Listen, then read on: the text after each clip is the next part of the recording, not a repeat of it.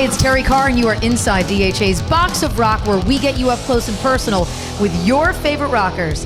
This week, what a pleasure. I sat down with Richie Kotzen of the Winery Dogs. Richie is one of rock's best guitar players, an amazing singer and songwriter. He has 20 solo records out and a huge fan base that he has really built in a completely grassroots way, a lot in part due to the internet.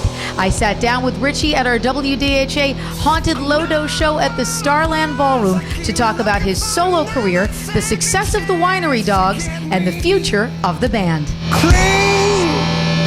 So we're hanging out inside the Box of Rock with the one and only Richie Kotzen of the Winery Dogs. How are you? I'm very good. How are you?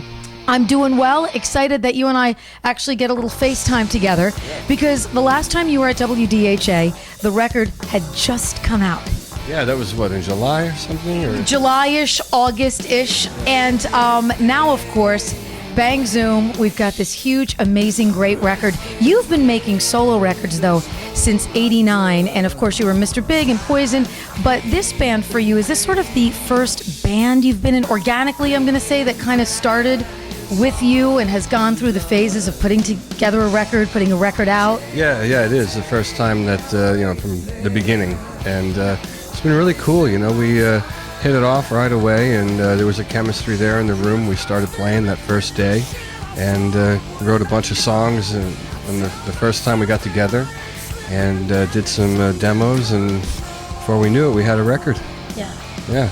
Now, have people been like discovering your solo career, maybe who didn't know about you? You've always had that super loyal fan base, very interactive, with your fans and stuff. But I would imagine now that people have discovered this project, are now becoming familiar with what a great musician that you are, and that amazing solo career you built for yourself over the years.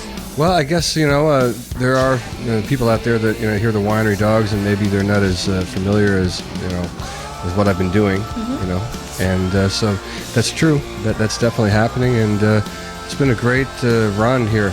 We started touring. I was doing a solo tour in Europe in June.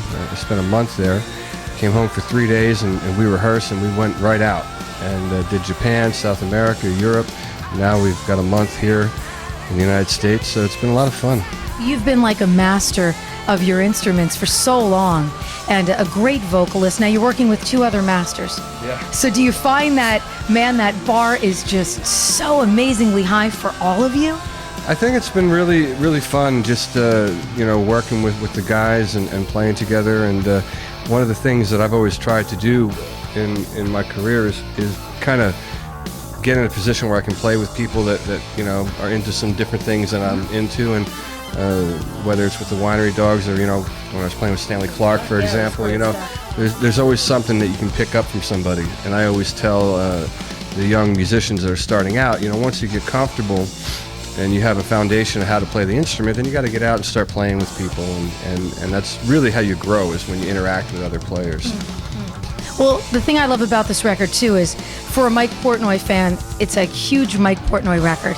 For a Richie Kotzen fan, it's a Richie Kotzen record. For a Billy Sheehan fan, it's there's every aspect of you guys as individuals, yet still something together with you guys as, sort of a unit. Do you feel that way? Yeah, it's something I point out in the interviews when people ask me to talk about the record.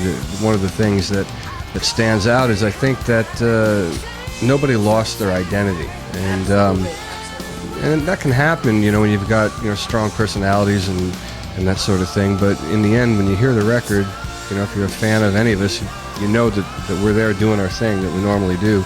And it makes the record special, I think. Yeah, absolutely. So when I first talked to you guys, I think you had played your very first show as a band together, if memory serves me right, and it was at BB King's. And then I was sort of following you guys on Twitter and on Facebook and seeing that every show that you played has basically sold out. Were you surprised that the fan base took to the band so quickly? You developed a new fan base so quickly. A lot of people don't sell out. They have to go around and do the circle the second time and the third time and the fourth time. So did that surprise you at all, from a personal level? Yeah, it was surprising, and it's been really great, the response, and we all have our bases, with what we've done in the past, and now we've come together to make something bigger, with the band. and it's been reflected at the shows. So it's been really great, and the response, when we made the record, we didn't really know what to think. We didn't have any expectations per se. We just wanted to go and make an honest record and have a good time in the studio and play together. And it was really nothing more complicated than that. And so far, it's been working out really well. I mean, for me, definitely, and I'm not saying this just because you're here, I've said it on the air, I think the record for me of 2013 has been the Winery Dogs. I mean, it just took us back to a place of just great rock and roll, amazing songs. It's very song-driven, fantastic musicianship, everything that you love a rock and roll record for when you grew up as a kid listening to a Zeppelin record or an Aerosmith record. So I hear that you guys filmed, I'm going to say an early show, maybe a DVD coming out. Are you thinking about that? You've got to put something out so people can really relive the live performances, I think. Well, what we did was we filmed our second show that we've ever played, which was in Osaka, Japan. Very brave, very brave. Yeah. So I'm very curious to see what that ends up looking like. I think, it'll be interesting when we make the next one to kind of compare, and you can see the evolution of, all right, the second show they've ever done live, and then, after we've done 50 shows, maybe do another one and see what it looks like. But it's in the works. I don't know when it's going to be released, but it's definitely happening. So all three band members are very strong in personality and obviously in musical backgrounds, but I'm hoping that this band, even if you go off to do something else, because you're the lone wolf, so you probably want to do something else at some point, but everybody's asking me, you got to find out. I mean, is this the band? Are they going to be around for the long term? Are they going to do more stuff? You have to say yes. Even if it's not, just say yes. No, we certainly look at it as a real band, and we're putting our energy into it. We put a lot of time in on the road since the record came out, and if we had the attitude that it was a one-off project, we'd do a couple shows, hit some major markets, and be done with it. But we've been everywhere. I mean, we did 5 shows in Germany alone. And now, like I said, we're here for more than a month in the United States playing. So, we love the record. We enjoy playing together. So as long as, we have that chemistry, there's no reason why we wouldn't do another record. We love the record too. I mean, just fantastic. Every track is a winner, and we're so happy that you guys had such a great success with it, because you deserve it. Because you deserve it. Richie Kotzen of the Winery Dogs, thank you so much. Right on, thank you.